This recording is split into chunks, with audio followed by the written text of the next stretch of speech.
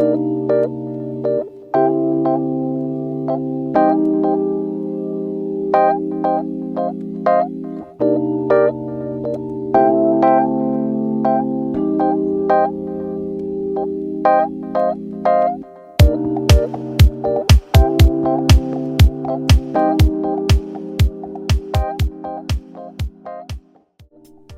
à vous, je suis Valentin Valbert et bienvenue. Aujourd'hui, je vais faire un tirage sur le mois de mars qui approche à grands pas et je vais essayer de déterminer ce qui peut se produire en fait d'important le mois prochain concernant l'état général de la France. Donc on va se lancer déjà sur la coupe. Nous avons beaucoup de nouvelles concernant le milieu professionnel, le travail en fait. Donc est-ce que ça augure des ouvertures au niveau culturel qui vont être autorisées ou sur la restauration? Donc on va essayer de déterminer. Là j'entends que, je sais pas, on me parle de la France insoumise pour le mois de mars. On me parle de la France insoumise et de Jean-Luc Mélenchon et le mot qui ressort est offensive. Donc à voir ce que ça augure. Alors.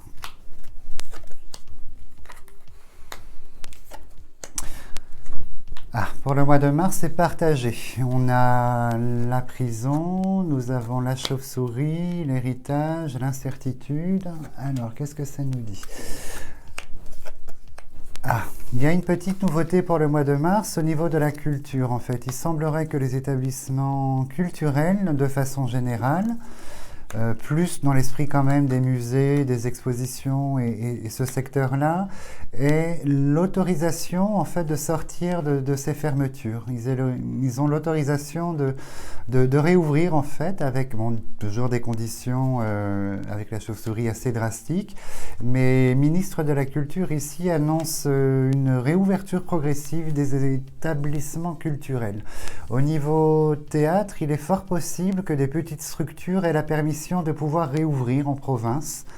Je ne vois pas les grandes villes, mais dans les petites en province, dans les villes de taille moyenne, il semblerait que le milieu théâtral ait cette permission, ainsi que les musées et au niveau de l'accueil du public en fait.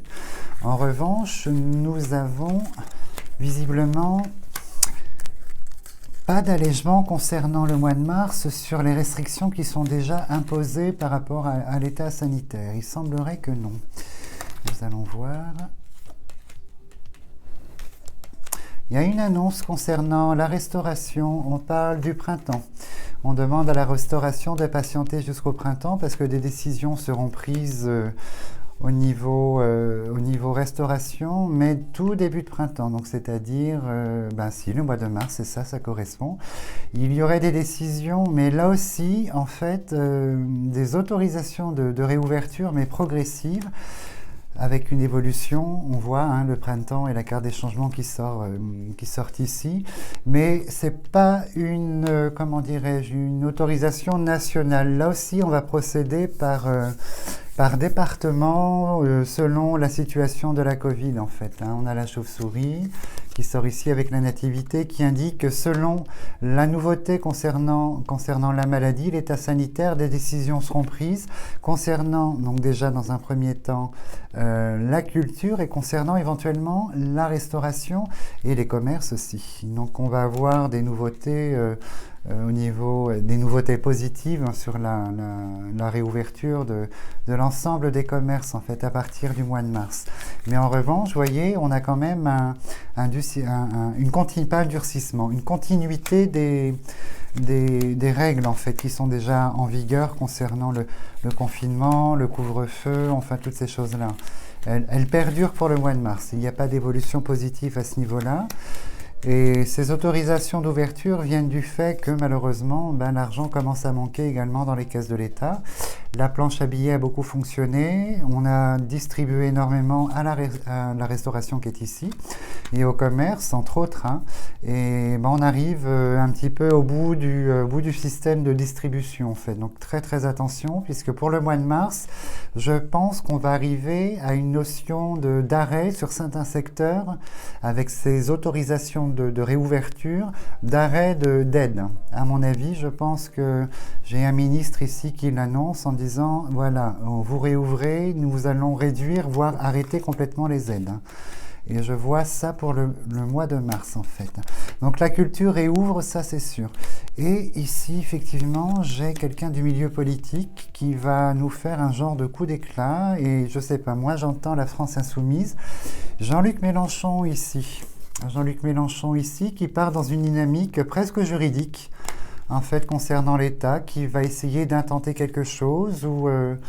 non, c'est même pas envers l'État. Non, il y a un souci au niveau de Jean-Luc Mélenchon et de la France insoumise. Il y a quelque chose qui ne va pas. Je vais essayer de déterminer à quel niveau. En fait, il y a, sur les commerces, les petits commerces, il y a une réouverture plus large. Pas totale, mais plus large, parce que le chat noir est quand même sorti sur le commerce. Bon, ça reste une bonne nouvelle, hein. On a quand même l'Oeillet, le Bonheur qui sont juste à côté, qui disent quand même que c'est une amélioration. Ça n'est pas ça pour les petits commerces. En revanche, la culture, c'est très bon, et la restauration, c'est un début. C'est un début vers le positif, puisqu'on arrive je pense, à la fin du système du chômage partiel et toutes ces choses-là, de prise en charge, et les sous commencent à manquer dans les caisses de l'État, en fait, et c'est assez conséquent.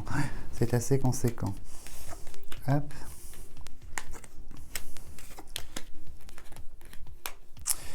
Toutes les personnes qui seront désireuses pour les vacances février-mars de voyager vont être contraintes malheureusement de fournir beaucoup de justificatifs.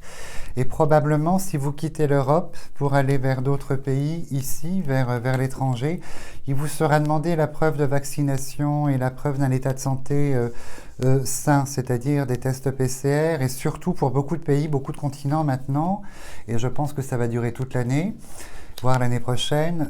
Pour les personnes qui sont vaccinées, ce sera la carte passe pour pouvoir voyager, et pour ce printemps, pour le mois de mars, et pour l'été également. Et si ces personnes désireuses de voyager ne possèdent pas une preuve de vaccination, par exemple, l'accès au continent étranger sera totalement verrouillé, sera totalement fermé. Je pense que les politiques étrangères ont décidé de se préserver encore plus sur cette année 2021, contrairement à l'année dernière. Les frontières seront semi-ouvertes, pas toutes, ça dépend des pays, semi-ouvertes, mais avec des exigences très précises sur des tests négatifs PCR et surtout sur la vaccination, en fait. Il se pourrait qu'au niveau politique, il y ait un peu de barouf, en fait.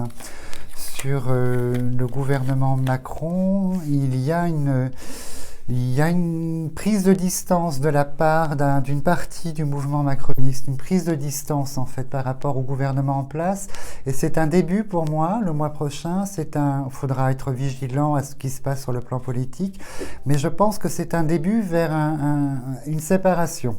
Moi, ce que je vois pour l'année prochaine, je suis en train d'écrire un livre en fait avec ces explications-là, et ce que je vois pour l'année prochaine va commencer cette année au niveau des élections présidentielles. Commence à naître un début de mécontentement interne au sein des macronistes et un début de séparation. Donc je pense qu'il y a des personnalités politiques qui vont se rebeller le mois prochain. Il va se passer des choses publiques concernant le parti macroniste, en fait. Effectivement, comme je disais, au niveau professionnel, au niveau travail, les aides vont commencer à copieusement diminuer, en fait. Et je vois sur beaucoup de commerces, en fait, la roue qui sort sur les commerces en général, sur l'entreprise, qui indique qu'il y aura du blocage, en fait. Une reprise d'activité risque d'être, sans ces aides, assez difficile, puisque je ne vois pas la consommation. J'entends que le Français va continuer dans sa dynamique d'épargne, en prévision surtout de cet été. Le Français a besoin de s'évader et son pécule, en fait, ses économies ne seront pas dépensées dans la consommation quotidienne en fait. Je le vois conserver ce pécule et je le vois injecter plus sur la saison d'été pour les vacances, essentiellement pour les vacances en fait.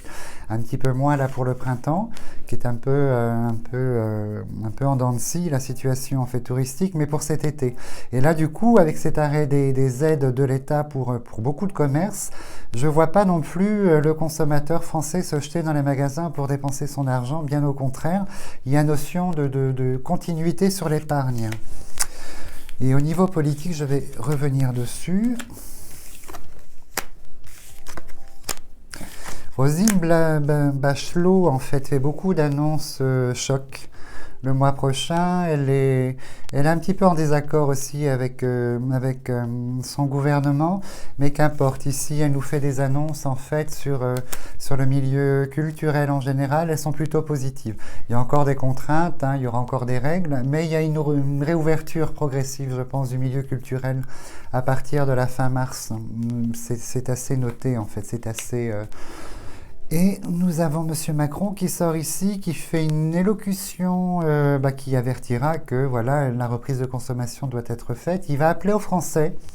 Il va appeler aux Français une responsabilité de consommation, c'est assez inédit.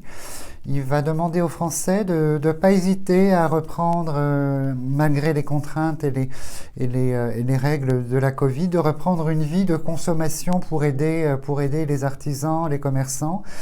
Et je le vois tout à fait faire ces déclarations le mois prochain, cette élocution, en nous culpabilisant un petit peu, en disant que voilà, l'économie c'est une chose, mais c'est bien aussi de l'injecter dans le pays en fait. Hein.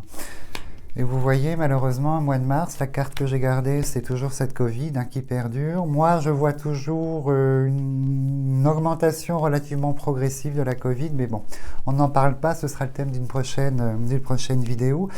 Donc, au parti mélanchiste, il se passe... je pense qu'il y a une distension en fait au sein du parti. Monsieur Mélenchon n'en fait plus l'unanimité de son parti. J'ai les deux ciseaux, enfin j'ai le procès et la fatalité. J'ai une notion qu'au niveau de la France insoumise, il y a il y a deux chemins qui vont se prendre. Un conduit par Monsieur Mélenchon et l'autre, je ne sais pas. Mais je pense qu'il y a une division au sein du parti de la France insoumise. Monsieur Mélenchon a une connexion directe avec le juridique et je le vois être convoqué dans une affaire, convoqué au tribunal ou être touché de près ou de loin par une affaire juridique concernant son parti, enfin lui directement en fait. Et je pense que le début de séparation au sein de la France insoumise sera engagé par ce biais-là à cause de M. Mélenchon. Il y aura toujours ces partisans, mais il y a un nouveau chemin de détracteurs qui va s'ouvrir en fait, et moins de poids politique pour la France insoumise. C'est un début en fait.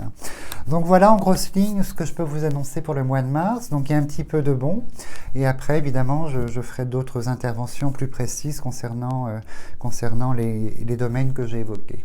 Donc si vous aimez toujours mes interventions, n'hésitez pas, parlez de la chaîne et de mettre 1 million de pouces. Voilà, donc je vous remercie et je vous dis à très bientôt.